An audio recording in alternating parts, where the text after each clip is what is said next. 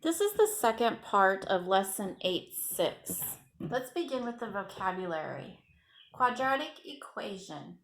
We've already talked about quadratic expression. An equation is just going to have an equal sign with it. It says an equation of the form ax squared plus bx plus c equals 0, where a cannot be 0. So there can be a 1 or a negative or a positive coefficient for a, but it cannot be 0. And your first term is going to have the variable squared. And then your second term could have a 1, a positive, or a negative with your x. And your last term could be a 1 or a negative or a positive number. And it'll always be equal to 0 whenever we're setting it up to solve. Let's look at example 1. It says to factor. This is going to involve using the factoring diamonds that we worked on in the previous lesson. So you'll notice that we have x squared plus 7x plus 12. The important numbers that we are going to be looking at are the numbers that are in place of the b and the c. Those are the two numbers that are going to go in your factoring diamond. So go ahead and make your factoring diamond. The number on the end is going to go in your top cell, and the number in the middle is going to go in your bottom cell. So you have to come up with the factors. We need to decide what two factors of 12 can be added together to make 7. Well, when you think of factors of 12, you start with 1. 1 times 12 is 12. But if you were to put those there, 1 plus 12 does not add up to 7. So that wouldn't work. Another set of factors are 3 and 4. 3 times 4 is 12. And 3 plus 4 is 7.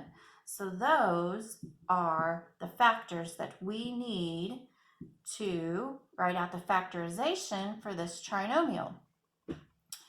For this trinomial, we are going to have an x as our first term in each of these binomials. Now, this was a positive 3, so you had to put plus 3 here. This was a positive 4, so you have to put plus 4 here. Remember, factoring is opposite of distribution. So this is your answer, and to check, you can go back and distribute, and you should get this original problem. Okay, let's look at example 1b. Again, we're going to need to make our factoring diamond. The 2 is going to go on the top, the 3 on the bottom. What two factors make 2, but added together give you 3? 2 and 1, and it won't matter if you put 1 first and 2 second. You're still going to have the correct answer because we know commutative property of multiplication says that they can be switched. So go back to your two binomials, and you're going to have an x as your first term in both of them, and positive 2 and positive 1 factored. And again, these two can be switched because of commutative property of multiplication. Let's go on to example 1c. This one's going to be a little different because you'll notice that our middle term, where the b is in negative, and then we have a positive out here for our x term or c term. So we're going to have a positive 27 in our top cell and a negative 12 in our bottom cell. What two numbers multiplied together will give you a positive 27, but a negative 12?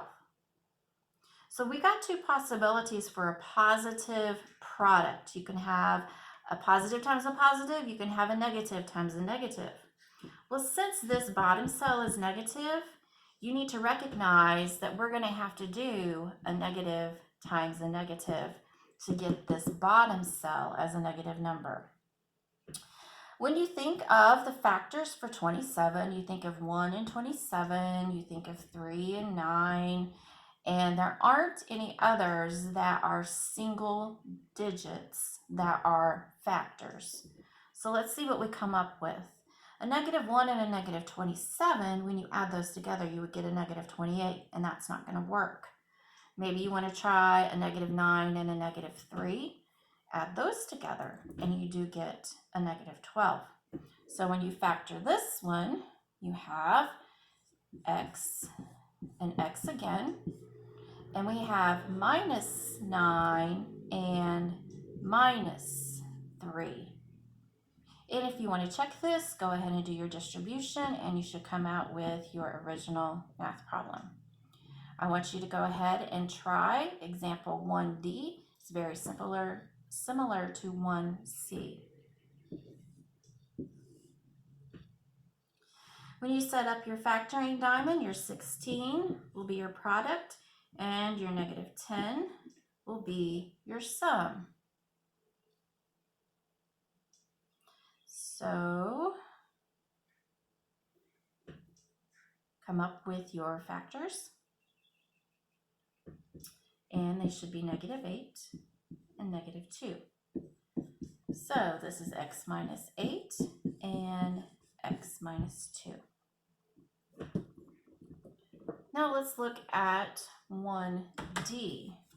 This is a little bit different. This time our third, or where we have our C coefficient, is a negative, and we have a positive where our B coefficient is.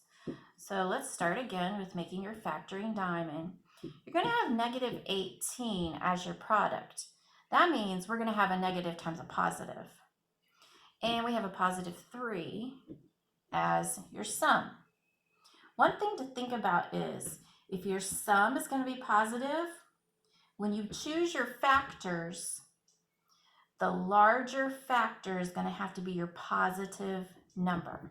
So let's think about what makes 18. We know that 2 and 9 make 18. So if we had a -2 and a +9, that would make -18. But -2 plus 9 is not 3. So that's not going to work. Remember, the 9 was bigger because we have to have a positive down here. What else makes -18? How about 6 times 3? And if I make the smaller one negative, 6 plus a -3 is 3. So here are your two numbers to make the factoring. We have x plus 6 and x minus 3. Okay, now when we look at example 1F, we have a negative and a negative. So again, this one's going to be a little bit different. Put your -20 for your product, and this is -1 for your sum. Since our bottom cell is negative, we're going to have a bigger negative number than a positive. So what makes 20? Well, we can think of -10 times 2, but when we add those together, we get a -8. So that's not going to work. We know 5 and 4 make 20. If we make the larger number negative, -5 plus 4 is -1. So here's the factorization for example 1F. X minus 5 times x plus 4. Okay, now that we've learned how to factor these, let's go ahead and solve. When we solved factored equations earlier, the important thing was they had to be equal to 0. So the first thing you're going to need to do on this is to get a 0 over here. So you would subtract 15 from each side, and you would have x squared plus 2x minus 15 equals 0. Now we have it as a quadratic equation. Okay, go back to your factoring tree, and we're going to have a -15 in our top cell and a +2 in our bottom cell. So when we factor, we know it's going to be an x and an x. what two numbers multiplied together give you negative 15, but added together give you 2. I'll give you a few seconds to figure that out. You can stop the video and then come back. So if you have a 5 times 3, that gives you 15. Excuse me. But we need to add them together to get 2. So which one has to be the negative number? The smaller one, because we want a positive as our sum. So we have x plus 5 and x minus 3. And from the previous lessons, how do we solve this? Each one of these equals 0. And solve for x. We subtract 5 over here. One of the possibilities is x equals negative 5. In fact, if we put a negative 5 in here, that would make this 0. And it says that our 0 property says one of these has to be 0. And so we do this one, add 3 to each side, and here's our other possibility that would make this 0. X equals negative 5 and x equals 3. Okay, take what you know from example 2a and apply it to 2b. I want you to try this on your own and then come back and see if you get what I get. So the first thing you want to do is set your equation equal to 0. So you'd have to subtract x from each side. And your factoring tree would have a negative 20 and a negative 1. I think we've done this before. You would have come up with x minus 5, x plus 4, and solve each one of these by setting them equal to 0, x equals 5, and x equals negative 4. Okay, now we're going to put this into a real life situation.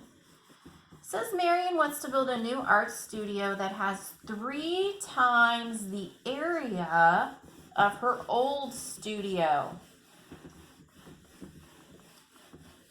And she's going to do this by increasing the length and width by the same amount. And we don't know what that amount is. What should be the dimensions of the new studio?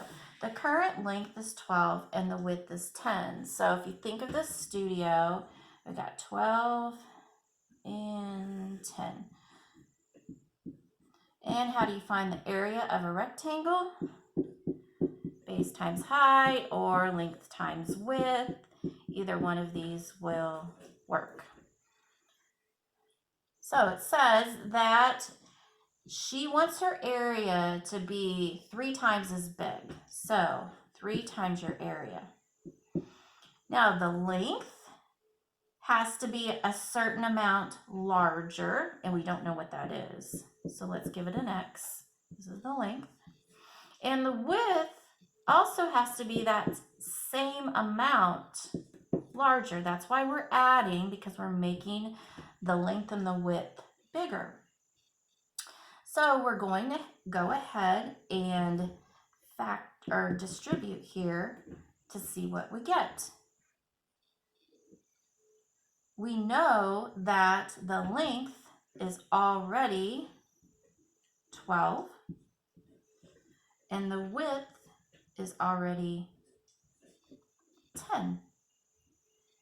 And we know the area is 3 times what the original area was.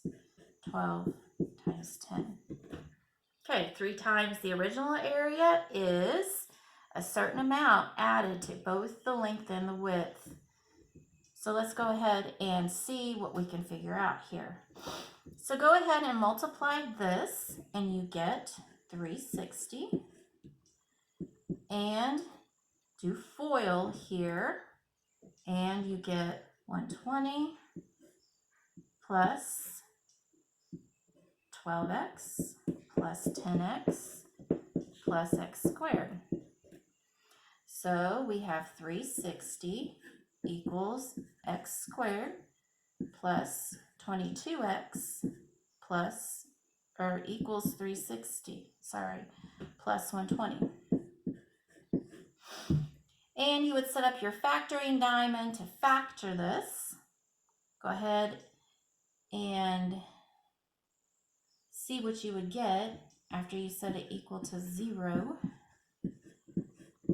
We have 0 equals x squared plus 22x minus 240.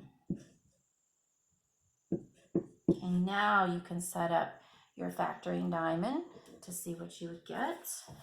And when you factor this, you're going to put your negative 240 in the top cell and your 22 in the bottom cell.